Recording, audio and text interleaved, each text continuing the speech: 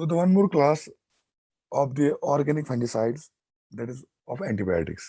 हमें पता है जो एंटीबायोटिक्स होते हैं ये कुछ सब्सटेंसेस होते हैं which are produced by microorganisms and ये टॉक्सिक होते हैं to another other microorganisms.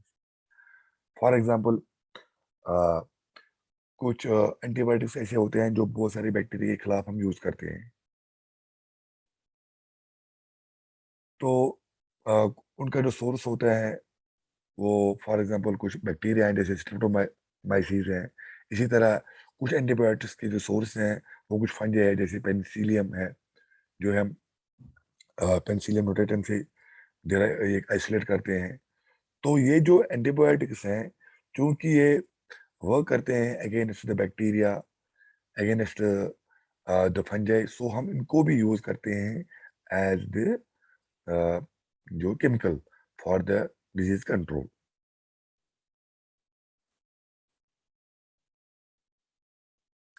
As far as the chemical formula of antibiotics is concern, ये बहुत ही कॉम्प्लेक्स हैं एंड ये रिलेट नहीं करते एक दूसरे से। एक का अलग फार्मूला होता है, दूसरे का दूसरा अलग फार्मूला होता है। एंड लेकिन ये एंटीबायोटिक्स हैं, ये जनरली एब्जॉर्ब होते हैं एंड फिर ये ट्रांसलोकेट होते हैं सिस्टमिकली। लेकिन जो इनका ट्रांसलोकेशन है वो लिमिटेड है। जो ट्रांसलोकेशन होता है एंटीबायोटिक्स का वो लिमिटेड होता है, वो कुछ ही टिश्यूज तक जा पहुंचता है। जो सबसे इंपॉर्टेंट एंटीबायोटिक हम यूज करते हैं in the plant disease control वो होता है स्ट्रेप्टोमाइसिन। इसमें टेट्रासाइक्लिन आता है। इसी तरह इनमें साइक्लोहेक्सामाइड यूज होता है। As far as streptomycin is concerned, ये हमें मिलता है फ्रॉम द स्ट्रेप्टोमाइसिस ग्रीसियस। तो करते क्या है एंटीबायोटिक्स, ये यूजुअली क्या करते हैं, फॉर एग्जांपल इसी की बात लेते हैं स्ट्रेप्टोमाइसिन की। तो जो स्ट्रेप्टोमाइसिन है ये बैक्टीरियल राइबोसोम से बाइंड होता है। जैसे ही राइबोसोम से बाइंड हो गया तो फिर ये प्रोटीन सिंथेसिस करने नहीं देता एंड अल्टीमेटली जो बैक्टीरिया है उनकी डेथ हो जाती है। जो स्ट्रेप्टोमाइसिन है ये मार्केट में एग्रीमाइसिन के नाम से मिलता है, इसी तरह फाइटोमाइसिन के नाम से मिलता है एंड हम in the form of sprays use करते हैं against different bacterial pathogens which cause spot disease. इसी तरह ब्लाइट डिजीज के अगेंस्ट यूज करते हैं या रॉट डिजीज के अगेंस्ट यूज करते हैं।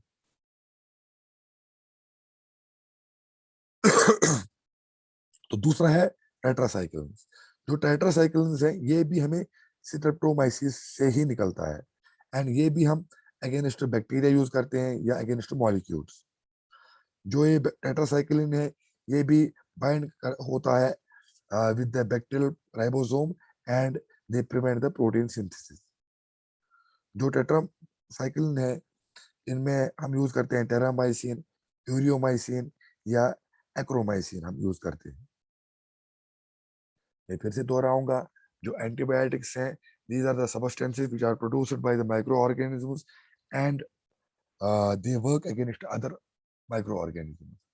इनके बहुत सारे सोर्सेज हैं like bacteria, fungi, and they are used against other bacteria, other fungi and molecules। इनमें हम जो important जो एंटीबायोटिक्स हम यूज करते हैं अगेंस्ट द प्लांट डिजीज उनमें आता है streptomycin, tetracyclines and cycloheximide. And usually ये क्या करते हैं, ये यूजुअली वर्क करते हैं against the bacteria. They bind usually with the bacteria ribosome and they inhibit the protein synthesis. एक और जो ऑर्गेनिक कंपाउंड्स हैं जो हम यूज करते हैं against the plant disease, they are the petroleum oils and plant oils. जो mineral oils होते हैं पेट्रोलियम के, ये बहुत पहले से हम यूज करते आए हैं एंड ये यूज होते थे against the deep spot disease, against the greasy spot of stress and against the powdery mildew disease. तो जो हाईली रिफाइंड पेट्रोलियम स्प्रे जो होता है ये इंसेक्ट्स को भी किल करता है, माइट्स को भी किल करता है, ये इनको सफोकेट करता है। तो ये जो पेट्रोलियम ऑयल्स हैं लेकिन होता क्या है कि जैसे हम अप्लाई करते हैं ये किसी पैथोजन पे, उनमें रेजिस्टेंस फिर पाई जाती है अगेंस्ट दीज पेट्रोलियम ऑयल। तो हम उसको उसको बचाने के लिए क्या करते हैं, हम इसमें कुछ एडजुवेंट्स यूज करते हैं, कन्वेंशनल पेस्टिसाइड्स। मैं फिर से बताऊंगा कि petroleum oils and plant oils जो होते हैं ये भी यूज किए जाते हैं as a chemical control of the plant disease. They are used against the leaf spot disease, against the greasy spot of citrus, against the powdery mildew disease of variety of crops. लेकिन इनमें ये एक problem है कि जो जिन पे act करते हैं पैथोजन पे, लेकिन में डिजीज रेजिस्टेंस आ सकती है। तो इसको रोकने के लिए हम क्या करते हैं कि हम कोई एडजुवेंट का यूज करते हैं। तो this wire the organic chemical compounds which are used against the plant diseases. Now coming to another group which are specifically used against the nematodes, that is the nematicides. जो जो nematicides हैं usually ये broad spectrum है, तो बहुत सारे nematode class के आप यूज होते हैं। Not only against the nematodes, they also work against the insects, fungi, bacteria, weed seeds, etc. तो जो nematicides हैं इनके भी डिफरेंट क्लासेस हैं। We have got halogenated hydrocarbons, organophosphate nematicides, isothiocyanates, carbamates, and there are some miscellaneous nematicides. Now coming to the first class of nematicides, that is halogenated hydrocarbons.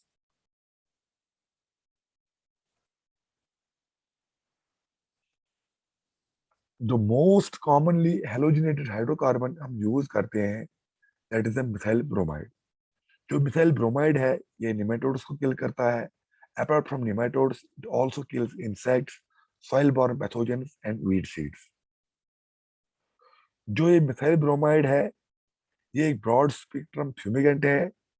इसकी हम fumigation करते हैं against the soil born pathogens, and above ground भी हम इसको use करते हैं ताकि अगर ग्राउंड के ऊपर कोई ड्राई वुड टर्माइट हो या इंसेक्ट हो तो इनके कंट्रोल के लिए भी हम इस मिथाइल ब्रोमाइड की फ्यूमिगेशन करते हैं।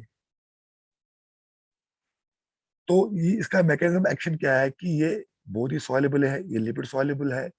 तो जैसे ही अप्लाई करते हैं किसी पैथोजन पे तो ये लिपिड्स के थ्रू अंदर चला जाता है, जहाँ पे ये मेम्ब्रेन को डिस्टर्ब करता है। इसी तरह ये नर्वस सिस्टम को भी इंटरफेरेंस में हेल्प करता है। मैं फिर से दोहराऊंगा कि जो फर्स्ट क्लास ऑफ नेमेटिसाइड्स है that is the halogenated hydrocarbons, and जो जो इम्पोर्टेंट फंगिसाइड सॉरी नेमेटिसाइड हम यूज करते हैं that is the methyl bromide. जो मिथाइल ब्रोमाइड है ये हम यूज करते हैं इन the form of the fumigant. हम इसकी फ्यूमिगेशन करते हैं। ये किल करता है not only the nematodes but also the insects and soil born pathogens and weed seeds. And इसका मैकेनिज्म एक्शन ये है कि ये बिल्कुल लिपिड सॉल्युबल है। ये अंदर चला जाता है मेम्ब्रेन में, जहाँ पे वो डिस्ट्रप्शन करता है मेम्ब्रेन की। Apart from the disruption of the membrane it also interferes with the nervous system of the pathogen. Now coming to the second class of nematicides, that is organophosphate nematicides. जो organophosphate nematicides हैं इनमें बहुत सारे important insecticides आते हैं, like फोरेट है, डाइसल्फोटॉन है, इसी तरह इsoprop है, we have got फेंसल्फोथॉन, इसी तरह फिनामिफॉस है या एसाजोफॉस है। So these are some of the important insecticides which belong to this organophosphate group. जो ये ऑर्गेनोफॉस्फेट नेमेटिसाइड्स हैं ये क्या करते हैं कि ये जो न्यूरोट्रांसमीटर एंजाइम है जिसको हम कोलिन एस्ट्रेस है उसको ये इनहिबिट करता है। एंड जैसे ही कोलिन एस्ट्रेस इनहिबिट हुआ इससे क्या होता है कि पैरालिटिक अटैक आ जाते हैं एंड डेथ हो जाती है निमेटोड्स की। मैं फिर से दोहराऊंगा जो ऑर्गेनोफॉस्फेट नेमेटिसाइड्स हैं इनमें बहुत इंपॉर्टेंट इंसेक्टिसाइड्स मिलते हैं जो मार्केट में अवेलेबल होते हैं, एथिमेट, इसी तरह डाइसिस्टॉन या मोकैप या डेसेनेट के नाम से ये मार्केट में अवेलेबल है। तो पहले ये इंसेक्टिसाइड्स के रूप में बनाए गए थे, लेकिन बाद में देखा गया कि they not only work against insecticides but are also effective nematicides. ये वाटर सॉल्युबल लिक्विड्स के फॉर्म में अवेलेबल होते हैं, इनकी वोलेटिलिटी जो है लो होती है, एंड ये अप्लाई किए जाते हैं चाहे प्लांटिंग के पहले या प्लांटिंग के बाद। एंड जो ये निमेटिसाइड्स हैं, ये इनका मैकेनिज्म एक्शन क्या है कि ये एक इम्पॉर्टेंट जो न्यूरो ट्रांसमीटर एंजाइम है जिसको बोलते हैं कोलिन एस्टरेज, ये इसको इनहिबिट करते हैं, जिसकी वजह से जो निमेटोड है इनमें पैरालिसिस हो जाती है और डेथ हो जाती है। Now coming to one more class of the nematicides, that is isothiocyanates. जो आइसोथियोसाइनेट्स हैं इनमें मेटम सोडियम जो वेपन या बुसन के नाम से मिलता है, इसी तरह इसमें वॉडलेक्स आता है या डेजोमिट आता है जो मैसेडमिट या माइलोन के नाम से मार्केट में अवेलेबल होता है। तो ये जो आइसोथियोसाइनेट्स हैं ये भी निमेटोड्स के खिलाफ काम करते हैं, इसी तरह सॉइल इंसेक्ट्स के वीड्स के खिलाफ या फंगे के खिलाफ। दैट मीन्स जो आइसोथियोसाइनेट्स हैं they are the active nematicides as well as insecticides, weedicides and fungicides. And इनमें मैकेनिज्म एक्शन क्या है कि ये जो आइसोथियोसाइनेट्स हैं ये क्या करते हैं, ये जैसे ही ये मेटाबोलाइज होते हैं as a result of the metabolism of isothiocyanates there is release of methyl isothiocyanate. जो मिथाइल आइसोथियोसाइनेट जो बनता है ये सल्फाइड्राइल ग्रुप जो होता है, चाहे वो एंजाइम्स में हो चाहे प्रोटीन्स में हो, इनको इनएक्टिवेट करता है। एंड अल्टीमेटली जिन जिन कंपाउंड्स में ये एसिड ग्रुप होता है उनकी फॉर्मेशन जो है रुक जाती है। सो this is there mechanism of action. मैं फिर से दोहराऊंगा, जो आइसोथियोसाइनेट्स हैं इनमें बहुत सारे इंपॉर्टेंट नेमेटिसाइड्स आते हैं, like metam sodium which is available in the market as Vapam और बुसन। इसी तरह दूसरा होता है वोरलेक्स, एंड तीसरा है Dazomet which is available in the market the trade name of Basamid and Mylone. They are not only the effective nematicides but also act as insecticides, weedicides and fungicides. And ये जो मेटम sodium या वोरलेक्स है ये apply किया जाता है इन the form of injection या irrigation के थ्रू ही ये सॉइल में अप्लाई किया जाता है before the planting of the crops. And ये क्या करते हैं कि ये सल्फाइड्राइल जो ग्रुप होता है चाहे वो किसी एंजाइम में हो या किसी प्रोटीन में हो, तो जिन जिन कंपाउंड्स में ये एसिड ग्रुप होता है इनको इनएक्टिवेट करते हैं।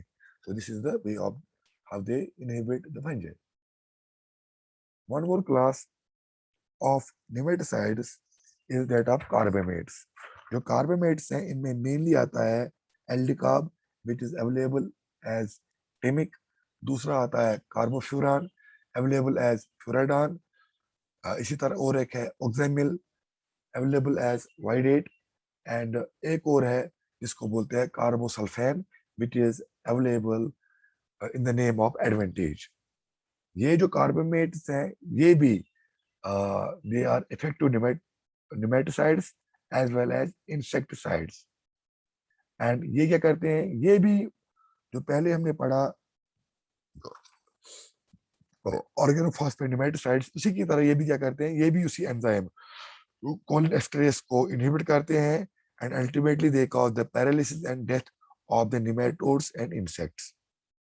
मैं फिर से दोहराऊंगा, जो कार्बामेट्स हैं they include some important nematicides including aldicarb, carbofuran, oxamel and carbosulfan. They work both against the nematodes as well as the insects, and they are available as granules or liquids, and they are easily soluble in water and can be taken up and translocated systemically by the plants. And they act just like the organophosphate nematicides. They inhibit the enzyme cholinesterase and ultimately causing the paralysis and death of the nematodes and insects. The last class of nematicides is that of miscellaneous nematicides. आपने देखा होगा कि हम tear gas का use करते हैं and tear gas में वो लैक्रिमाइल ग्लैंड्स को एक्टिवेट करते हैं जिसमें आंसू आ जाते हैं and there are different chemicals which were use from the past in this tear gas. इसी में एक जो कंपाउंड है जिसको बोलते हैं क्लोरोपिक्रिन, वो हम यूज करते थे as a tear gas and वो भी एक इफेक्टिव नेमेटिसाइड है जो मार्केट में मिलता है इन द फॉर्म ऑफ क्लोरोपिक. ये हाईली वोलेटाइल है एंड ये भी वर्क करता है against the this nematodes, insects, fungi and weed seeds. And हम जनरली क्या करते हैं, हम उसको दूसरे नेमेटिसाइड्स के साथ मिक्स करते हैं. For example 1,3-dichloropropane which is sold as T-lone second. इसी तरह एक और मिसलेनियस नेमेटिसाइड है जिसको बोलते हैं एवरमेक्टिन. जो एवरमेक्टिन है that are isolated from Streptomyces evermetilis and इनमें भी नेमेटिसाइडल प्रॉपर्टीज पाई जाती हैं. लेकिन जो एवरमेक्टिन है it is only use experimentally. अभी ये हम कॉमर्शियली यूज नहीं करते फील्ड में. So these are the classes of the nematicides that are used commonly against the control of the disease caused by the nematodes. तो ये था आज का लेक्चर. अगर किसी को कोई क्वेश्चन है तो you can ask. And this was the end. I think we have completed the syllabus. हमने पूरा का पूरा सिलेबस कंप्लीट किया है and after tomorrow Niyasa will be taking classes and